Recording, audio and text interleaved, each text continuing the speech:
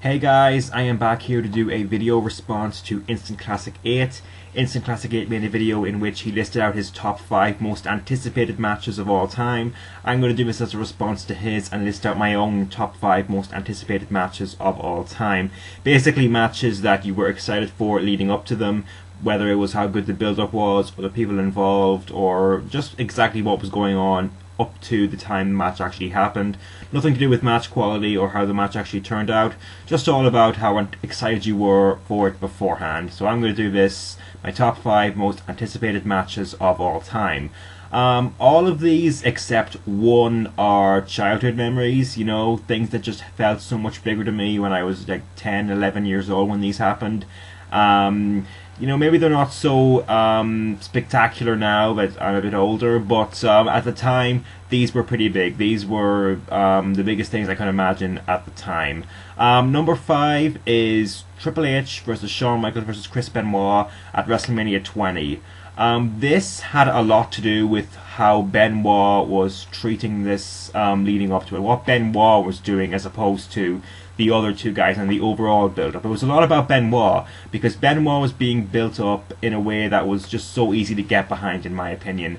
Especially from the way that he won the Royal Rumble. He was being oppressed by him and putting every obstacle in his path. He had to enter at number 1. He had to last the whole time. It was very much a hero story, a babyface who was struggling. You had to get behind him. Benoit did a great job of doing that, which is kind of surprising, I guess, because Benoit has always been the tough, aggressive guy that wasn't really that kind of babyface. But he really did a good job, I thought, of making it seem that way. And then he moved to Raw in just a kind of a way that said, I'm challenging Triple H, I'm going to beat him, I'm going to save everyone from Triple H. And that to me was brilliant because at that time it felt like Triple H had been champion forever. I don't know about anyone else, but I was not behind the Goldberg thing in 2003. I didn't understand it at the time that Goldberg was getting a burial run. I just knew this wasn't lighting my fire for whatever reason. So the Goldberg thing didn't really light my fire. It really felt like Triple H had been champion since what, the whole of 2003. So now Benoit was coming in. He had a lot more build up behind him. He was going to challenge Triple H. It was going to be great and it was going to be wonderful. You know, at this time, nobody had to be convinced that Triple H and Shawn Michaels had to go against each other again. So everything just kind of came together, made sense. Benoit was just, I was really behind Benoit at the time. And then the match turned out to be amazing. Benoit won, right thing. Everything was great and wonderful, and that's my number 5. Number 4 is Randy Orton versus Mick Foley for Backlash 2004, just a month later. I think some of this build-up might have been for the WrestleMania match, the Evolution versus Rock and Sock match. But I'm putting this in as the Randy Orton Mick Foley hardcore match for the IC Championship because a lot of what I loved about the build-up to this and the feud of this was between Randy Orton and Mick Foley. Some of this is probably the Evolution stuff as well, but I think most of this was Orton and Foley. A lot of this has to do with the fact that I'm a huge Mick Foley mark. I love Foley for many reasons that I won't go into in this video. Basically for his promos, his characters, the fact that he could make the crowd feel whatever he wanted them to feel. He had the crowd in the palm of his hand. And as far as wrestling goes, the guy knew how to brawl. He knew how to brawl in a way that was entertaining. He went with it. He had entertaining matches. Definitely no complaints about that either. I'm a huge Mick Foley mark. And everything that is great about Mick Foley was displayed here. The fact that he has an uncanny ability to garner sympathy from the fans. You know, he was getting spit on by Randy Orton. He was getting thrown down the stairs by Evolution. He was starting to doubt himself.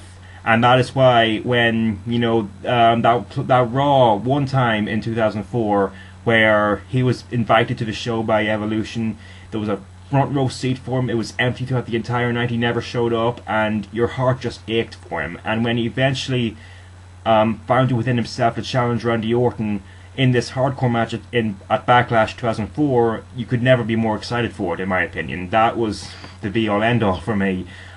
Seeing them in that in this build-up to this match, it turned out to be amazing. That's my number 4. Just great stuff right there. Number 3 is the most recent of these, the one that's not a childhood memory as such. It's John Cena versus Rob Van Dam at ECW One Night Stand 2006. This was pretty big. This was when my impressions of ECW had been fully formed from the One Night Stand last year, because prior to the One Night Stand 2005, I wasn't really that familiar with ECW. The only exposure I had to the ECW name before this was the Invasion storyline of 2001, which really didn't, really wasn't what ECW was all about. Really didn't showcase the clear-cut identity of ECW, apart from Rob Van Dam himself being there and having these great matches, these extreme kind of matches with Jeff Hardy, Undertaker, and other such people. But ECW 2005. One Night Stand, pretty much my first exposure to the brand, and after how amazing that first show was, when 2006 came along, I had a kind of an impression, an expectation of how good this show would be. So as a whole, I was excited for that show. But the fact that Rob Van Dam had the Money in the Bank, he said he was going to cash in on John Cena at this ECW event, that to me, they did a great job of emphasizing that this was a foreign territory for John Cena. This was going to be a very different kind of event for John Cena, a very different kind of atmosphere. They did a great job of building it up that way, and I was just so enthralled by how this was going. And you know, you really did actually believe that John Cena could lose, which at that time they were having a hard time convincing the fans that he was still the underdog, but in this case he was. You can never doubt that, I think. And then the match turned out to be amazing. Well, not amazing, but just a very, very great match. And yeah, that's my number 3. Just it got me to suspend my disbelief. I really did not know who was going to win, because you know, Cena was Cena at that time. He was the guy, but RVD had the ECW crowd. He had everything ECW related. He had the Money in the Bank. He had everything. It was just a really one of those times you just didn't know who was going to win. Just great stuff right there. Number 2 is Team Bischoff versus Team Austin at Survivor Series 2003. This had been built up pretty much since Austin came back in February at No Way Out, in another match that was very much anticipated by me.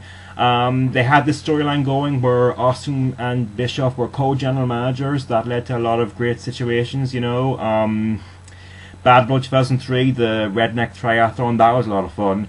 And this would have been built up to the point where, you know, Austin was the co-GM, he was running rampant, he was attacking people whenever he wanted to, and it came to the point where he couldn't do that anymore because of, you know, it wasn't how a general manager should act. They told him he could not attack anyone unless he was physically provoked, and then it led to this match where, you know, if Austin's team won, that rule was gone. But if Austin's team lost, then Austin would no longer be the co-general manager of Raw. So much writing on this, a lot of high stakes to this, a conflict between two great personalities in Austin and Bischoff. You know, Bischoff, whatever you might say about him out of character, he's a great character, great heel character. At this time, he was still a hot heel character with the general manager thing. Just a conflict between two great personalities. So much high stakes, a lot of great talent in this. The match was exciting. You didn't know who was going to win, but the build up to it, you were just kept guessing the whole time. Just great stuff right there. Really was looking forward to this at the time. It was just a great thing to be wondering, oh, is this worth the risk? Is Austin going to lose? Is Austin going to win? Is this worth the risk? You know, is it worth the risk was a lot of what I was thinking in the lead up to this. Just great stuff right there.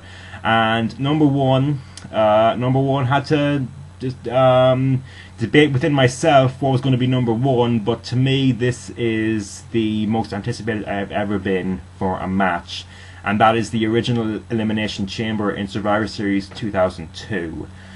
There were two things going on in the build up to this. To me, there were two things. The first one was the fact that this was a new gimmick match.